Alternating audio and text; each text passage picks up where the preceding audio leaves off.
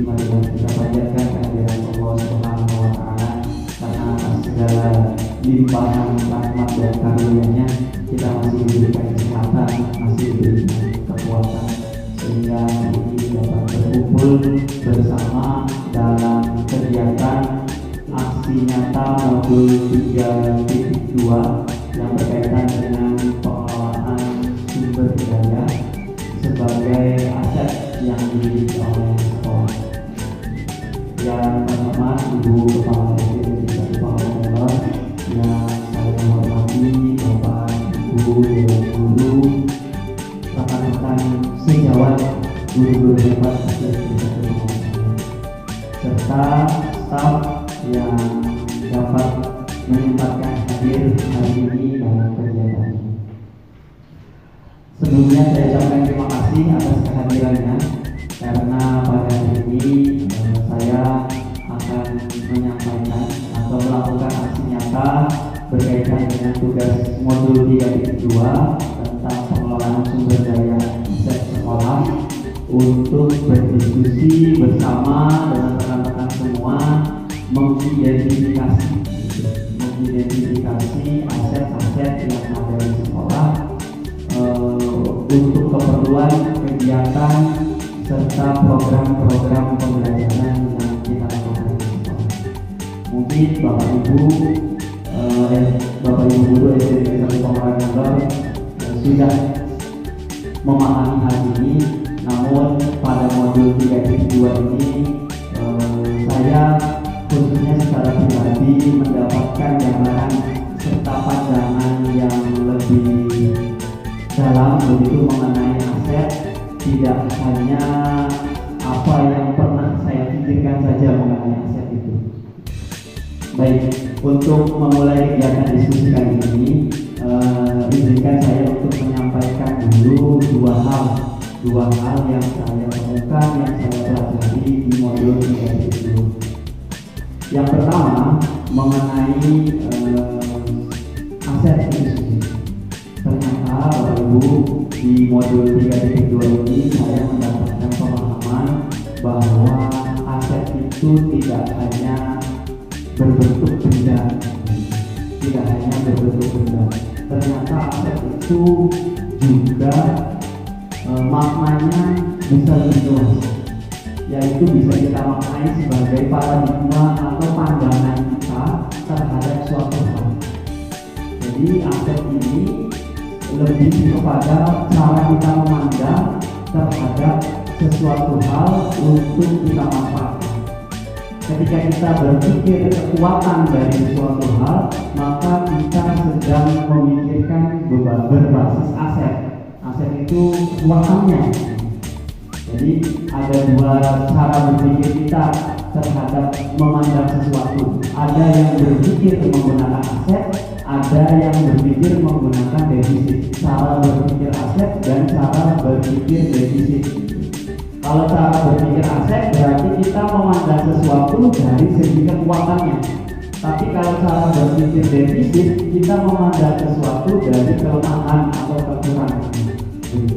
Nah, pada modul 3.2 ini dipelajari bagaimana kita semua seharusnya untuk berpikir berbasis aset terhadap apapun yang kita miliki, terhadap apapun yang kita bisa manfaatkan. Jadi kita menggalinya dari segi asetnya, dari segi kekuatan. Itu yang pertama. Dan yang kedua, ternyata saya pahami juga setelah mempelajari modul 3.2 ini bahwa aset itu bukan hanya berbentuk fisik saja. Ternyata ada hal-hal lain yang bisa kita jadikan aset, yang tidak hanya bentuknya fisik, benda yang bisa kita pegang, ya. Ada hal lain yang juga termasuk aset yang bisa kita manfaatkan untuk program-program atau kegiatan pembelajaran di sekolah. Oleh karena itu, hari ini saya mengajak Bapak Ibu semua kita berdiskusi bersama untuk mengidentifikasi aset apa saja yang kita miliki di sekolah, yang bisa kita sama-sama manfaatkan untuk kegiatan pembelajaran atau program-program sekolah. Nah, di sini Bapak Ibu bisa melihat di kertas aset modal dari salah satu tokoh. Kita memandang aset itu bisa dari 7 aset modal ini yang kita miliki, terutama di sekolah. Kita akan coba untuk mendiskusikan bersama Bapak Ibu ya, terkait dengan aset-aset ini apa saja yang kita miliki di sekolah kita yang bisa kita manfaatkan. Kita mulai untuk mengidentifikasi Bapak Ibu ada 7. Yang pertama ada aset modal manusia. Kalau di sana di pengertiannya aset modal manusia ini berarti berkaitan dengan sumber daya manusia yang ada di sekolah. Ternyata itu juga aset Bapak Ibu ya. Sumber daya manusia yang ada di sekolah, kualitasnya serta investasi pada sumber daya menjadi sangat penting yang berhubungan dengan kesehatannya, pendidikannya, kesejahteraannya, harga diri seseorang. Itu juga merupakan aset yang dimiliki oleh sekolah yang bisa dimanfaatkan. Nah, kalau disimpulkan dari pengertian itu, aset modal manusia yang bisa kita lihat di sekolah itu bisa kita identifikasi dari pengetahuan, kecerdasan, keterampilan serta kecakapan yang dimiliki oleh manusia yang ada di sekolah. Baik, kalau boleh saya bertanya mungkin lebih spesifik. Kalau kita berbicara manusia yang ada di sekolah, berarti unsurnya ada banyak Bapak Ibu ya. Ada siapa aja Bapak Ibu? Ada kepala sekolah, ada guru, ada siswa, menjaga sekolah, staf, begitu ya. Ada pedagang juga kan yang ada di lingkungan sekolah. Kemudian orang tua siswa, komite, gitu ya. Murid siswa, itu juga merupakan aset yang dimiliki oleh sekolah. Keberlangsungan program-program sekolah bergantung dengan manusia. Salah satunya itu modal manusia di sekolah. Jadi saya tuliskan apa ini nanti sudah disebutkan. Mohon di sini kita coba identifikasi per aset yang bisa kita manfaatkan. Aset manusia berarti dari apa saja Bapak Ibu? Kepala sekolah, kemudian ada guru, kemudian ada siswa, penjaga atau staf ya, staf sekolah, kemudian ada orang tua, komite, orang tua murid, orang tua komite.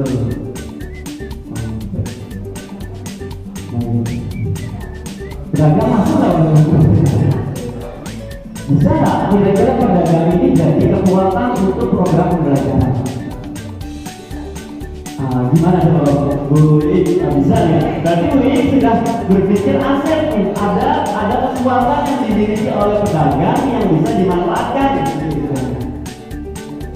Mungkin kalau kita berpikirnya kelemahan justru pedagang ini justru membuat sampah, membuat sekolah jadi banyak sampahnya, kemudian anak-anak belajarnya jadi sembarangan, itu kan berpikir kelemahan. Tapi ternyata ketika kita berpikir aset kekuatan, pedagang juga bisa dimanfaatkan untuk program pembelajaran. Gimana Bu? Kira-kira?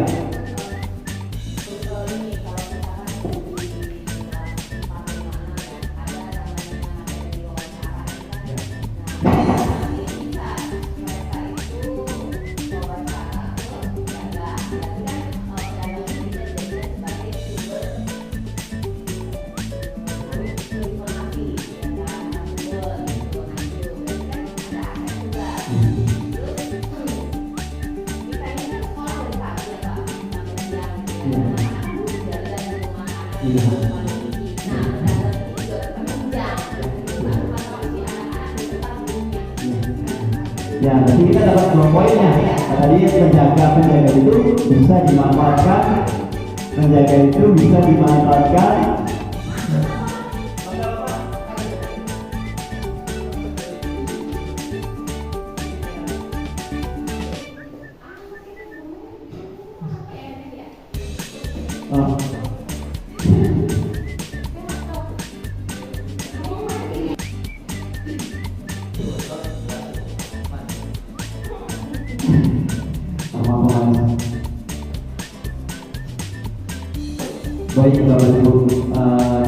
sudah mengidentifikasi mengenai aset manusia yang dimiliki oleh sekolah. Nah, aset-aset ini tadi berkaitan dengan pengetahuannya, keterampilannya. Gitu. Kalau guru berarti pengetahuan guru, keterampilan guru, kualifikasi guru, gitu ya. Kan guru harus S1, gitu ya. Sekarang sudah ada guru yang bersertifikasi, gitu ya. Kemudian ada guru penggerak, gitu ya. Itu kualifikasi yang bisa dimiliki oleh sekolah berkaitan dengan aset yang dimiliki oleh sekolah tentang aset manusia. Di ini kita bisa manfaatkan, kita bisa kelola untuk program-program yang ada di sekolah, terutama program-program kegiatan pembelajaran. Baik, selanjutnya kita ke aset yang kedua. Aset yang kedua itu adalah aset modal sosial. Kalau dari pengertiannya, aset modal sosial ini adalah norma dan aturan yang mengikat warga masyarakat yang ada di dalamnya dan mengatur pola perilaku warga. Juga unsur kepercayaan dan jaringan atau networking antara unsur yang ada di dalam komunitas. Hubungan antara manusia dengan manusianya berkaitan dengan kegiatan sosial. Nah, kalau disebutkan selain dengan hubungan sosial antar manusianya, ini aset modal sosial juga berkaitan dengan asosiasi dan lembaga. Asosiasi itu semacam komunitas yang didasarkan atas hobi. Kalau lembaga atau instansi itu berkaitan dengan kepemerintahan, lembaga resmi kepemerintahan. Nah, kalau kita identifikasi di sekolah kita, aset modal sosial yang dimiliki apa? Tentang hubungan antar manusianya, atau asosiasinya, atau instansi dan sebagainya, apa saja yang bisa kita manfaatkan? KKG, betul.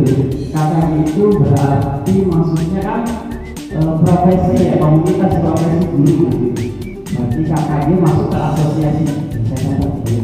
Asosiasi KKG. Termasuk berarti PGRI gitu ya. PGRI itu kan komunitas yang berbasis satu profesi guru ya. KKG, ada PGRI. Ini maksudnya asosiasi berbeda tadi yang berdasarkan kesamaan. KKG PGRI. Ini apa lagi berbeda? Yang instansi apa instansi yang lembaga yang bisa dimanfaatkan untuk kegiatan pembelajaran program sekolah. Ya, ada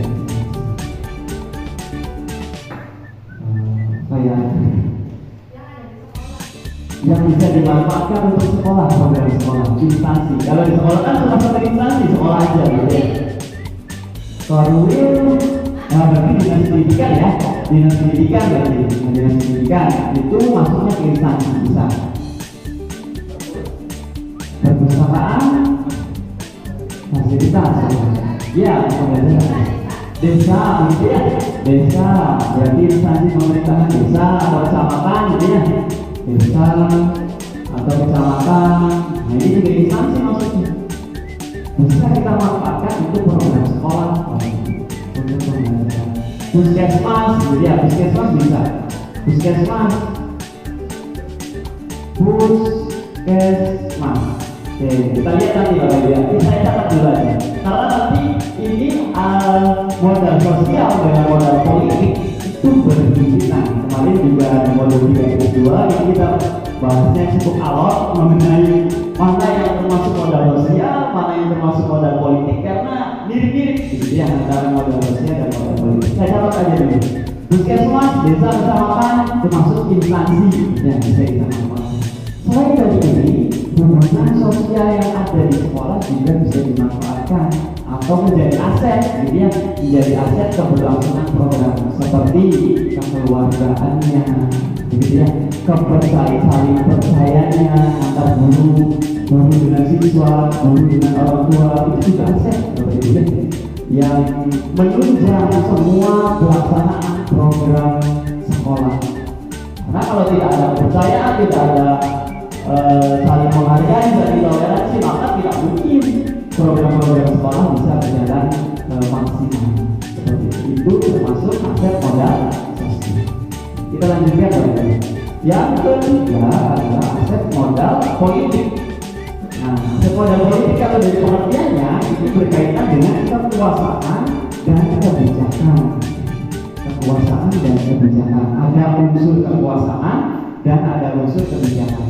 Modal politik juga menjadi sebuah instrumen melalui sumber daya manusia yang dapat mempengaruhi kebijakan untuk mencapai kepentingan. Nah, ini penting nih antara instansi yang ada di sosial. Ya. Kalau kita berbicara kekuasaan dengan kebijakan, kan adanya di instansi, Bapak Ibu ya. Dinas pendidikan, puskesmas, kemudian kantor desa, kantor kecamatan, itu juga termasuk yang memiliki kebijakan, yang memiliki kekuasaan. Nah, sekarang kita identifikasi bisa yang bisa menjadi aset sekolah berkaitan dengan kekuasaan dan kebijakan. Apa saja? Yang pertama adalah kekuasaan kebijakan kepala sekolah. Kemudian itu yang dekat dengan kita, kemudian kekuasaan dan kebijakan kepala sekolah. Guru bisa guru ke murid ya ada kegagalan tidak kegagalan kebijakan komite sekolah ada kekuasaan tidak dari kita tidak ada yang lebih besar kepala sekolah kebijakannya, bahkan guru pun kebijakan dari kepala sekolah mungkin gitu ya. Karena meskipun mengusulkan program, mengusulkan satu aturan, tetap saja ACC-nya dari kepala sekolah. Murid saya mau dibuat seperti ini Bu, dan kepala sekolahnya. Jadi kalau kepala sekolahnya tidak mengizinkan, jangan dibuat begitu muridnya. Ya kita tidak bisa melakukan program itu. Jadi di sekolah kita punya aset kebijakan dan kekuasaan di kepala sekolah.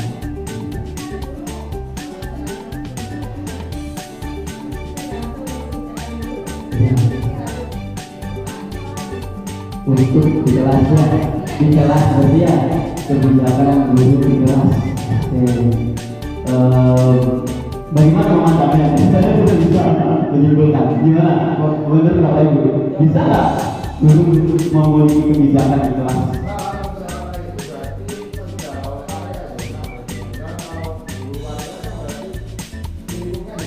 Menurut kebijakan.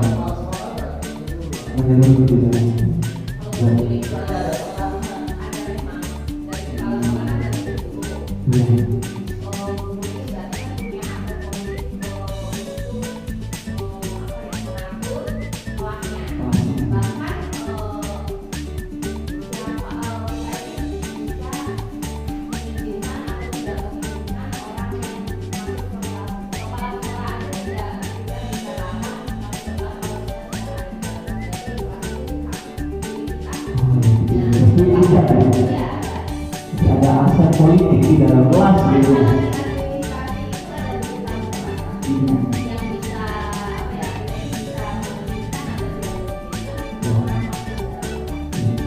Jadi ini masuk wali kelas ya, wali kelas. Kalau di kita berarti guru kelas gitu ya.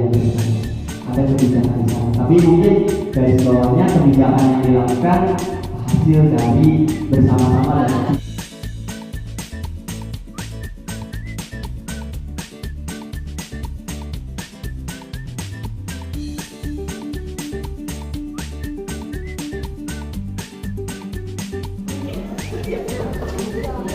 baik, assalamualaikum warahmatullahi wabarakatuh. Waalaikumsalam warahmatullahi wabarakatuh. Apa kabar hari ini?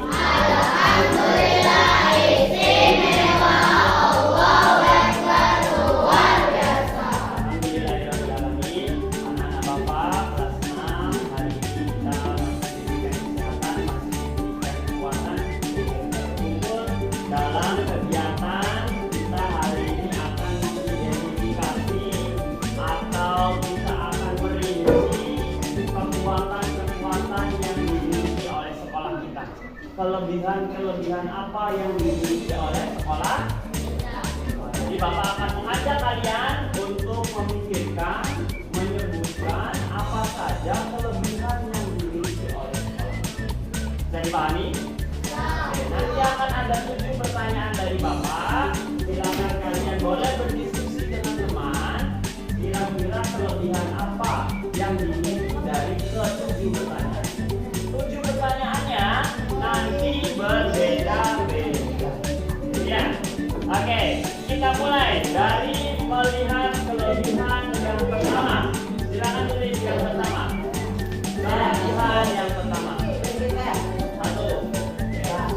Dengarkan pertanyaan dari Bapak, kemudian kalian diskusikan. Ya, baik. Di sekolah kita, ya, pertanyaan dari Bapak. Di sekolah kita itu ada manusianya, betul tidak? Tidak seperti benda mati, ya. Ada manusia. Siapa saja manusianya? Siswa. Manusia di depan. Siswa, guru, terus. Penjual. Wali kelas. Apa lagi? Kepala sekolah. Ya. Ya, orang tua siswa yang duduk di situ. Nah, itu adalah unsur manusia yang ada di sekolah. Coba kalian pikirkan, diskusikan bersama, kira-kira kelebihan apa yang dimiliki oleh manusia-manusia yang ada di sini. Kelebihannya, gurunya bagaimana, muridnya bagaimana, orang tuanya bagaimana, ya, penjualnya bagaimana, ya. Tuliskan kelebihannya, ya, yang bagusnya. Nah, kalian tulis ya, gurunya bagaimana, siswa-siswanya bagaimana, kemudian kepala sekolahnya bagaimana, penjualnya bagaimana, orang tuanya bagaimana. Oke, silakan tuliskan bebas, tidak ada yang benar, tidak ada yang salah. Yang penting kalian menuliskan kelebihannya. Bagus-bagus sih. Ya, tulis yang bagus-bagusnya. Gurunya bagaimana, orang tua bagaimana, siswa orang tua. Ya boleh. Ayo coba ditulis. Tulis yang baik-baik. Guru.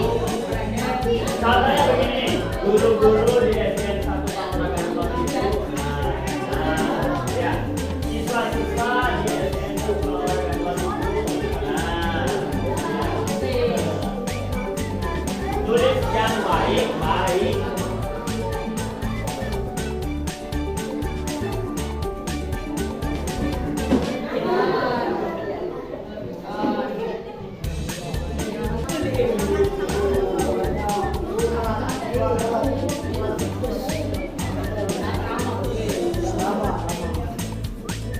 Ingat ya, yang ditulis yang baik-baik.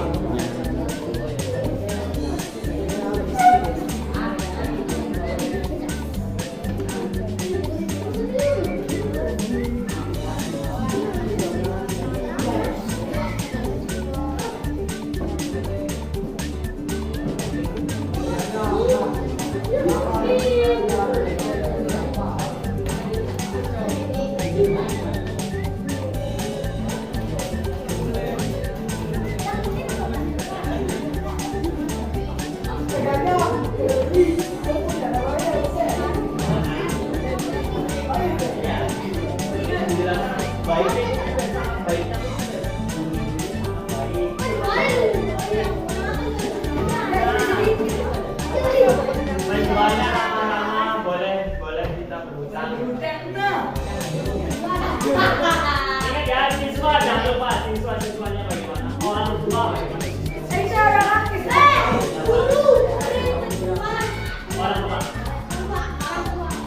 Orang tua siswa tuh, orang tua kan bagaimana orang tua kan?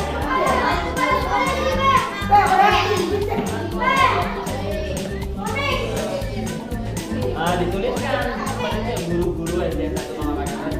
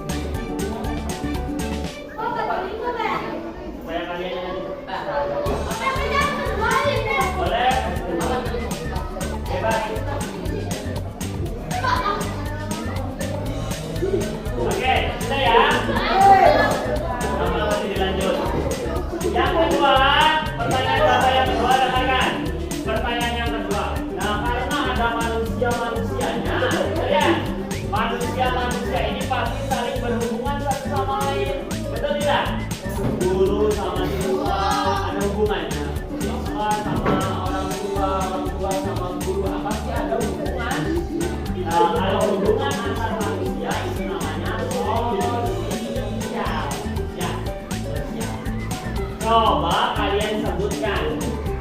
Ya, sebutkan hal-hal baik apa yang berkaitan dengan sosial yang ada di sekolah. Sebutkan 3 saja. Sebutkan 3 hubungan baik yang terjadi antara manusia-manusia yang ada di sekolah. Contohnya hubungan guru sama siswanya bagaimana? Guru dan siswa di sini. Ya, hubungannya loh. Apakah apa? Jadi aja. Orang tua siswa dengan gurunya seperti ini. Hubungannya loh. Ya. Kalau tadi kan sifatnya ini kan hubungan. Apakah guru-gurunya selalu membuat hubungan-hubungan kan jangan itu sudah ditulis yang bagus. Ya itu dan kita melihat yang bagus. Apa contohnya adik?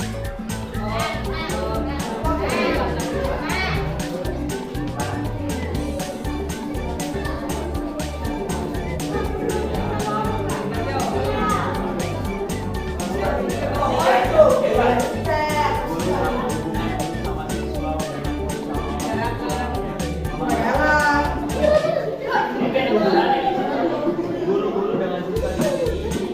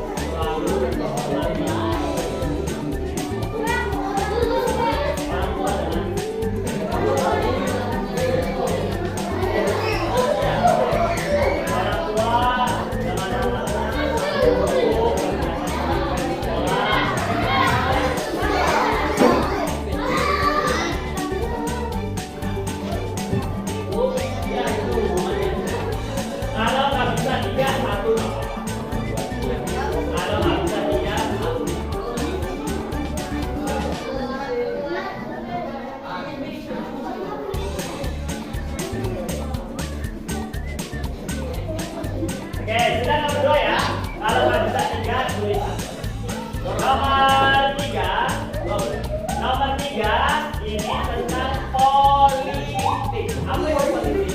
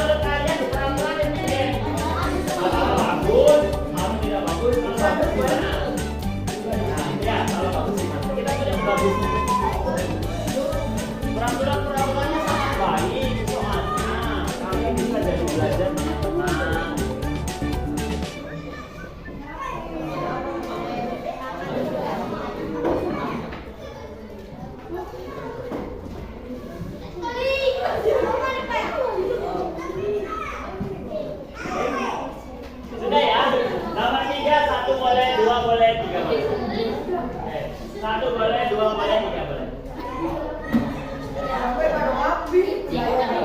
Nomor 4. Oke, nomor 4. Nomor 4 apa? Agama dan budaya. Kita di lingkungan kita ini ada agama, ada budaya. Menurut kalian, kegiatan agama atau kegiatan budaya mana yang memberikan kekuatan untuk kalian di sekitaran masyarakat? Kan ada kegiatan agama, ada kegiatan budaya juga, tidak hanya di sekolah tapi di lingkungan masyarakat yang membuat kalian menjadi kuat, memberikan kekuatan kepada diri kalian. Itu kegiatan yang mana? Nah, tuliskan kegiatannya apa aja. Contohnya apa kegiatan agama?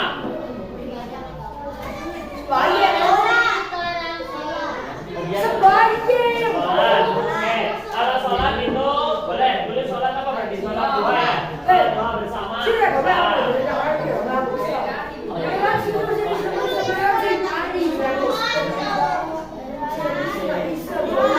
Oke, ada lagi tidak? Ada kegiatan budaya apa? Nari. Nari apa? Apa? Menari topeng. Menari topeng bersama. Itu tarian topeng bisa. Tari topeng. Ya. Kita ada kegiatan agama, ada mahabanan, ya. Ada sholawatan, itu juga termasuk kegiatan yang rumah. Ini apa? Identitas apa? Hujan. Hujan. Nah itu kan?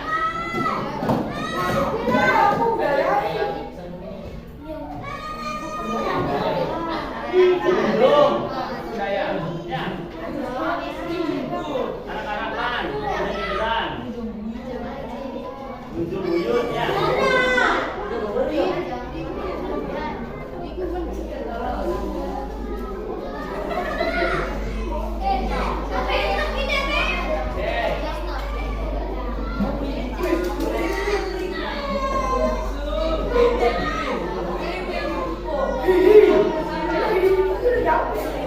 Oke, nomor 5. Nomor 5 berarti kan? Nomor 5 lanjut ya. Nomor 5 berkaitan dengan coba lihat di lingkungan sekitar kita, bagian alam atau lingkungan alam mana yang memberikan kekuatan kalian saat belajar, saat mempelajari sesuatu. Alam mana? Kita punya lingkungan alam yang sangat bagus nih. Oke, executive power itu apa? Ada punya apa saja coba alamnya? Punya tumbuhan yang besar-besar. Kemudian nah, kalau panasnya jangan kelebihannya aman. Di belakang ada sawah, ya kan? Itu adalah hal-hal yang membuat kita tulis. Jadi kalian tulisnya gini, tumbuhan-tumbuhan di SD 1 bawah ya, bisa untuk berteduh ketika sedang selesai belajar. Ya. Sawahnya bagaimana di sawahnya?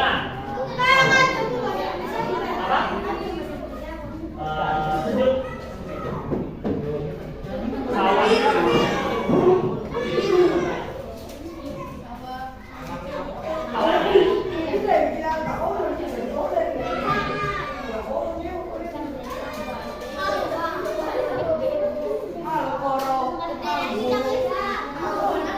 Sudah dong? Ya. Sekarang nomor 6. Nomor 6 ini berkaitan dengan fisik. Fisik apa? Fisik apa berarti? Bangunannya gimana di sekolahan ini? Tulis yang baik-baik ya. Bangunannya gimana? Lapangannya bagaimana? Perpustakaannya bagaimana? Nah,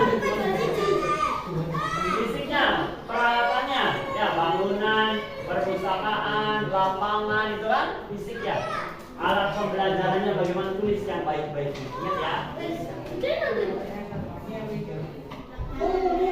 Kekuatannya, kita punya kekuatan apa nih? Bangunannya gimana? Sarana prasarananya, alat pembelajarannya bagaimana? Ya. Perpustakaannya bagaimana? Lapangannya. Kita punya lapangan lebih besar ya dibandingkan dengan SD yang lain. Tidak semua SD punya lapangan yang besar.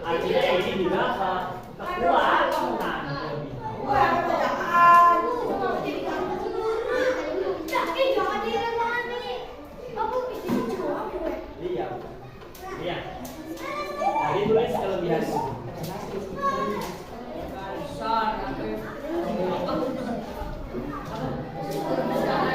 Sudah? Terakhir. Ya, terakhir berkaitan dengan kekuatan finansial. Tahu finansial? Keuangan. Nah, berkaitan dengan apa? Ya, guys. Sumber keuangan. Nah, kan? Sumber keuangan dari mana kalian sumber keuangannya untuk bisa melaksanakan pembelajaran dengan baik di sekolah? Nah, dari mana asalnya? Sumber keuangannya. Dari mana?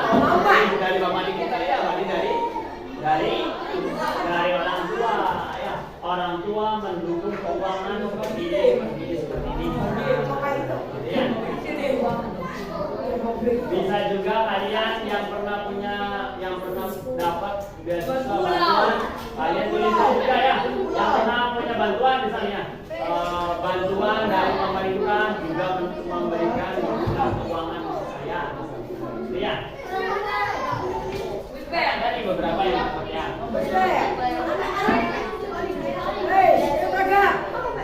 Sudah selesai? Bantuan. Oke.